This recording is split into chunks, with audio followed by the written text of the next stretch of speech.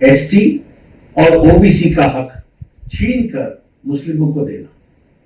कांग्रेस कहती है कि देश के संसाधनों पर पहला हक मुसलमानों का है, जबकि प्रधानमंत्री श्री नरेंद्र मोदी जी कहते हैं कि देश के संसाधनों पर पहला हक गरीबों का है।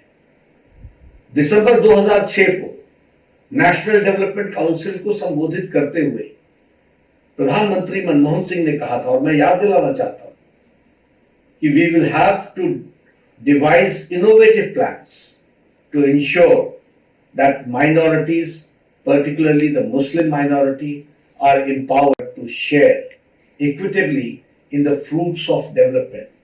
They must have the first claim on resources. Manmohan Singh ji ने यह बयान गलती से नहीं दिया था, बल्कि जानबूझकर दिया था, क्योंकि अप्रैल 2009 में फिर से मनमोहन सिंह ने मुंबई में प्रेस कॉन्फ्रेंस के दौरान एक प्रश्न के जवाब देते हुए फिर अपने बयान को सही ठहराया और कहा कि माइनॉरिटीज का, खासकर मुस्लिमों को प्रायोरिटी मिलनी चाहिए और उनको संसाधनों, देश के संसाधनों पर पहला हक होना चाहिए। सच्चर कमेटी की रिपोर्ट के माध्यम से गलत बयानी की गई और मुसलमानों की हालत दलितों से भी खराब है, यह कहा गया। मतलब यह है कि कांग्रेस पहले से ही आधार बना रही थी कि येन केन प्रकारेण मुस्लिम को एससी, अनुसूचित जाति घोषित कर मुसलमानों को एससी आरक्षण की वैधता दिला दी जाए। कांग्रेस की एससी, एसटी और ओबीसी के अधिकारों पर डाका डालने की यह आदत बहुत पुरानी है। यहां तक कि बाबा साहब भीमराव अंबेडकर ने 27 अक्टूबर 1951 को कहा था कि पिछले 20 वर्षों में पंडित नेहरू ने 2000 भाषण दिए हैं, लेकिन उन्होंने एक बार भी अनुसूचित जाति के कल्याण के बारे में बात नहीं की है। इससे आप अंदाजा लगा सकते हैं कि कांग्रेस पार्टी को हमारे लोगों के प्रति कितनी सहानुभूति है। पंडित नेहरू हमेशा मुसलमानों के पक्ष में रहते हैं।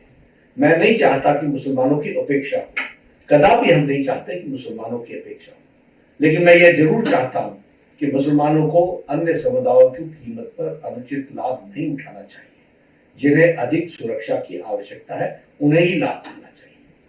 कांग्रेस ने राष्ट्रीय धार्मिक और भाषाई अल्पसंख्यक आयोग का गठन कर यह साजिश रची कि मुसलमानों में भी जाति है, इसलिए उनमें भी एससी माना जाए और एससी लिस्ट में आरक्षण दिया जाए।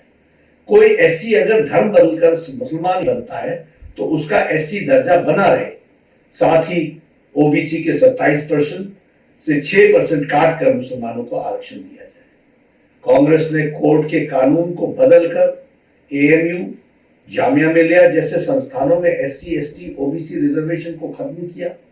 1981 में कांग्रेस ने एससी, एसटी और ओबीसी के रिजर्वेशन को छीनने के लिए अलग एएमयू अमेंडमेंट एक्ट 1981 लाकर कोर्ट के फैसले को बदल दिया।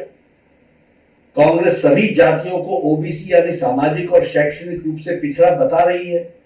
कांग्रेस ने आंध्र प्रदेश में 4 बार मुस्लिम रिजर्वेशन को इंप्लीमेंट करने की कोशिश की। सुप्रीम कोर्ट के इंटरवेंशन के कारण कांग्रेस सरकार इसे लागू नहीं कर पाई। 2009 में लोकसभा इलेक्शन में अपने मैनिफेस्टो को कांग्रेस ने जॉब और एजुकेशन में मुसलमानों को नेशन वाइड रिजर्वेशन देने की प्रॉमिस किया था। कांग्रेस चाहती थी कि ओबीसी रिजर्वेशन के अंदर मुस्लिम के लिए अलग से सब कोटा हो। 2011 में यूपीए 2 के दौरान माइनॉरिटी अफेयर्स मिनिस्ट्री ने ओबीसी कोटा के भीतर 8.4 सब कोटा का प्रस्ताव रखा, जिसमें मुसलमानों के लिए 6% रिजर्वेशन शामिल था। 2014 में लोकसभा इलेक्शन मैनिफेस्टो में भी कांग्रेस ने इस तरह की बातें की थी। इस बार भी कांग्रेस अपने मैनिफेस्टो में इसी तरह की बातें कर रही है। कर्नाटक में भाजपा सरकार ने रिलीजन बेस्ड रिजर्वेशन को खत्म कर दिया था, लेकिन कांग्रेस की सरकार आते ही तमाम मुस्लिम को ओबीसी कैटेगरी में डाल दिया। कर्नाटक में भी ओबीसी के अंदर कैटेगरी 2B बनाकर मुस्लिम जातियों को आरक्षण दे दिया गया। कांग्रेस ने अपने मैनिफेस्टो में कहा है कि देश के बहुसंख्यकवाद की कोई जगह नहीं है। मतलब उन्होंने एससी, एसटी, ओबीसी से सख्त नफरत है, क्योंकि देश में बहुसंख्यक आबादी इन्हीं गरीब लोगों की है, इन्हीं वर्गों की है। ये कांग्रेस का मैनिफेस्टो है और ये कांग्रेस का इंटेंशन है।